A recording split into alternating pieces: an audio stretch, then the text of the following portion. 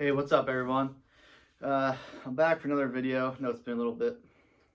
And at the suggestion of my beautiful girlfriend, I decided to do a music haul video. And I think I'm going to start doing these. The reason she suggested is I'm always going to these used music stores, thrift stores, things like that. And I get some pretty good finds for pretty cheap, so thought I'd show it off. Nothing really special. A bunch of CDs, some vinyl, cassettes, some books. So I'm just going to show it off. And this happened this past weekend, which was last weekend of October. I forget the date. Today is the 29th. So like the 25th, I would say. Anyway, this first stack I'm going to get into, I found at this like buy, sell, and trade store. I don't even know the name of it. In West Deptford, New Jersey. And all these I got for $1. All their CDs there were $1. And I got some pretty decent things, I think, and considering the price. First up is John Lee Hooker with Urban Blues. And this is a Great Britain BGO Records import. I thought it was pretty cool. I never really saw this on CD. I know it's one of his classic albums, released in '67. Next up is Vince Neil's first solo album, Exposed. This came out in '93, right after he left Motley Crue. You got Steve Stevens on lead guitar there. This is an okay album. Obviously not as great as anything he did with Motley Crue, but it was a buck. Next up, Cat Stevens. Really the only album I really like by him. This is Tea for the Tillerman, probably his best well-known breakthrough album. Has the hit single Wild World. Next up is, I'm not a big fan of him, but this is Billy Joel. I feel like I had to own this because I don't own any Billy Joel, basically because I'm not a really big fan. This is the Greatest Hits Volume 1 and 2, double CD remastered edition, and again, it was $1, so why pass it up? And all these CDs are in pretty good shape. They're not really scratched. A lot of them are in like very good to mint condition. Next up, Bad Company, Straight Shooter, the great sophomore album they released after their debut, and this is the remastered version. Then I grabbed this. This is Bon Jovi Crossroad. Basically like a greatest hits. Well, it is a greatest hits. And sometimes you just want to throw it on because you don't feel like hearing all the filler through some of the other stuff. This is probably the best find I had there. This is Peter Green's Fleetwood Mac live at the BBC. Double album. Look this up on Discogs. Going for like 25 bucks. Again, this is in really good shape. This is the US version. I saw there was also a version released in England. Yeah, 2 CDs, 36 songs. Very bluesy stuff, really good. Next up is another good find. This is Genesis with Wind and Wuthering. I believe this is the last album they did with Steve Hackett on guitar. And Peter Gabriel had already left, so this is Phil Collins singing. And I don't want to say I'm a big fan, but I'm not really familiar with Genesis pre, and then number 3, that album, basically the big hit machine that they became in the 80s, starting with 78. So, yeah, I'm interested in listening to that. I haven't listened yet. Check it out. Next up, Molly Hatchet's Greatest Hits. Thought this was pretty cool for $1. First heard Molly Hatchet on the Stone Cold Metal CD, which was released in '98. When I grabbed that because I was such a big wrestling fan. And Dreams I'll Never See was the song that was on there, and that's how I heard Molly Hatchet. And of course, Flirt with Disaster, which I believe is their biggest hit. Next we have Skid Row, Slave to the Grind. This is the edited version that doesn't contain Get the Fuck Out on it. But again, it was $1. It's in really good shape, and I didn't own it for some reason, so I grabbed it. I'll probably look for the uncensored version. Next up, Scorpions. This is Best of Ballads, Best of Rockers and Ballads. It's an okay album. I'm a big Scorpions fan. This is kind of a greatest hits. But it does have the one song on here that cover the Who's I Can't Explain, which isn't really found anywhere else. So just kind of something I had to have for my collection. Then we got Pete Townsend. I don't really own any of his solo stuff. This is my first thing I own by him. This is Empty Glass, and his most popular album, solo album, features the hit single Let My Love Open the Door. Then we have Tesla, a 5-man acoustical jam. This is recorded in my hometown of Philadelphia at the Trocadero, which is no longer there. It was bought and demolished a few years ago. Actually, I'm not sure if it was demolished, but it was closed down. Of course, that's known for their cover of Signs, which was originally recorded by the Five Man Electrical Band, which is where they got the name titled from, Five Man Acoustical Jam. And then last one, Bruce Springsteen, who I believe is going to be moving to Australia soon. This is The Wild and Innocent in E Street Shuffle. Again, not a huge Bruce Springsteen fan, but his run in the 70s was pretty good, and for $1, you couldn't pass this up. Alright, next I'm going to go into my haul I got from Jupiter Records, which is located in Woodbury, New Jersey. And sadly, they're closing down that location and moving to Delaware, where their other location is. I believe next weekend or something is their last weekend here. All this stuff was on sale. I guess a moving sale was like 30% off each title, so let me get into it. First up is the remastered edition, which I didn't own, of AC/DC's The Razor's Edge. I believe this is the best album they've done with Brian Johnson after Back in Black. Good stuff. Big hit single was Thunderstruck off that album, which came out in 1990. Video and everything. Next up is ZZ Top's Afterburner. This was the follow-up to ZZ Top's Eliminator. Now, I'm not that familiar with ZZ Top after Eliminator, because I'm a big fan of them in the 70s, but I'm going to give this one a try.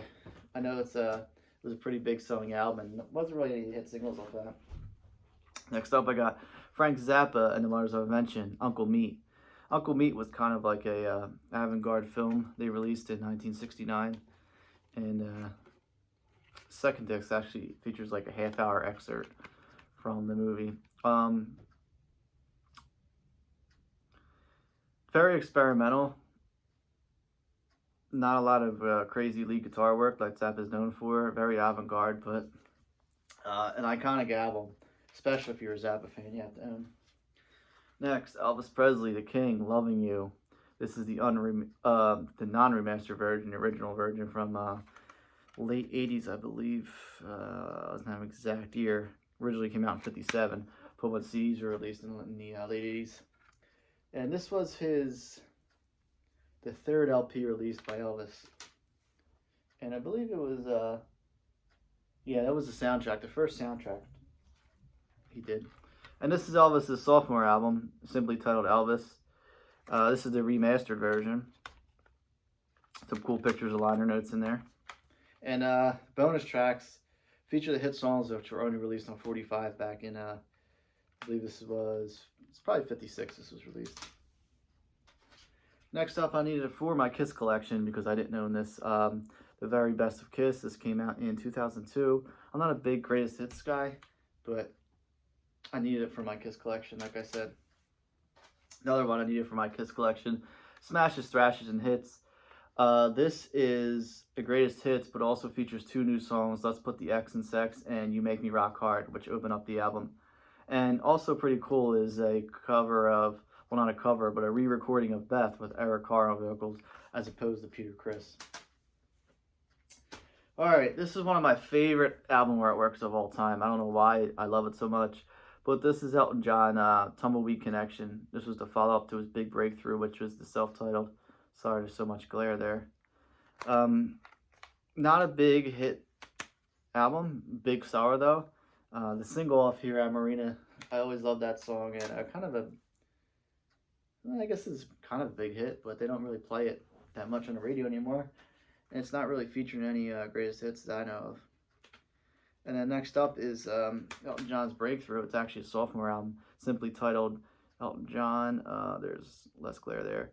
Obviously, this features Your Song and Border Song, also Take Me to the Pilot. Now, Take Me to the Pilot was actually released as a single, the A side, and the B side was Your Song. So I'm glad the DJ decided to flip that over. Next up, Jethro Tull's Thick as a Brick.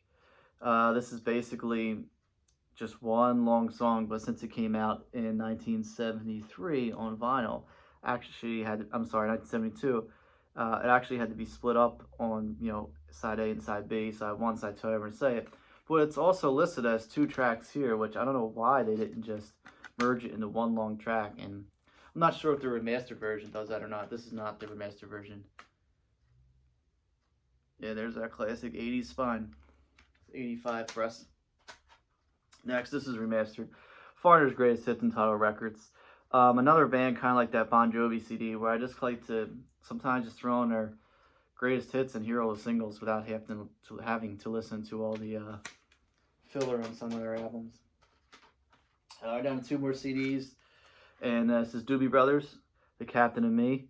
This is another big seller by them. This features Long Train Running, China Grove, 2 of their big hits. Always, still always hear them on classic rock radio. And last CD is another one by the Doobie Brothers. This is their sophomore album and their breakthrough album, Tool House Street. This opens up with Listen to the Music and Rockin' Down the Highway. Also, their cover of Jesus Is Just Alright, which I believe was originally recorded by the Byrds, but don't quote me because I'm not sure. But I know the Byrds did do it. Then I got one cassette. I have so many cassettes, as you can see behind me, that I'm running out of room. So I'm just grabbing stuff that I really, really like. And this is Queen, News of the World, which just celebrated a birthday the other day. Alright, this is still going with my run from Jupiter Records. A couple of vinyl I grabbed. Again, nothing special, just my haul. I thought it was pretty cool. And I don't look for stuff that's, rare, or, I mean, if I see something rare for a decent price, I grab it, but I don't go out for rare. I don't need to have everything like deluxe edition, remastered. I just go for stuff I like and that I want to add to my collection. And this is Jethro Tull with War Child. Features the hit single Bongo from the Jungle, and kind of like it's one of their bigger albums in the 70s. Then we got Crown of Creation by Jefferson Airplane. It's the only Jefferson Airplane for some reason I own on vinyl, which I thought I did.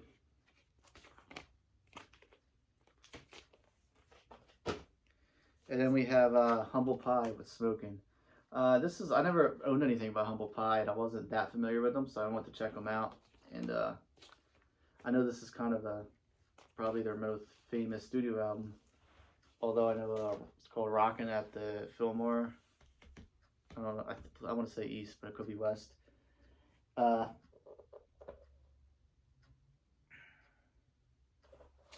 Rock the Fillmore is their big album that's a live one. Next up, I grabbed this book. This is original 1977 press. Elvis, The Legend Lives On. Basically just a photo book. Not really any text in there, but what I thought was cool, which I found inside there, is this souvenir replica of Elvis's driving license. It's from issued in 75, expires in January 77. As we know, shortly after he passed away, unfortunately. And then I thought this was really cool. Van Halen, Fair Warning. This is the original sheet music, which came out in 1981. And this was cheap. I got this for like $3 or something. Actually, it might have been less. It was like $2.50 or something, and it was a steal. All right, next up, that's everything I bought over my haul the weekend. This next stuff, a couple items that I got from my girlfriend's dad. He gave me this. This is ZZ Top Antenna, their 1994 album. And I'm not familiar with it, so I still gotta check it out. Like I said, I don't really know much of ZZ Top after Eliminator, which came out in '83, so curious to hear this. And the song Pincushion was apparently a #1 rock song in 1994 on the mainstream rock charts. Then he grabbed me this book, which is really cool. This is from Britain, just simply titled The Stones. I'm guessing it's unauthorized, but it's copyright 1970. So it's basically like up to Let It Bleed. They don't have any of the stuff the Stones did in the 70s, and it's pretty long, so, it's probably going to be some stuff I don't know about Stones from the 60s, which is pretty cool. And then the last thing was this vinyl he grabbed me. This is Kansas with Point of No Return. Obviously, probably their biggest selling album with the big hits, Dust in the Wind and Point of No Return. Yeah, so that's it for my haul, and I'm hoping to do these more often. I think it's pretty cool. I like watching stuff like this. If you don't like watching it, then don't watch. But if you do, thank you, and hope to see you again soon with some more hauls. If anyone wants to check out you know, some of my stuff, my collection. I post a lot of stuff on Instagram. Gary at the Elysiums, which is my band, the Elysiums. You can also find me on Facebook, also on the band website. And yeah, thanks for watching. And please subscribe if you like this video. I'm going to try to make more stuff like this, along with ranking videos I like to do, and whatever other idea comes up in my head. Thanks again.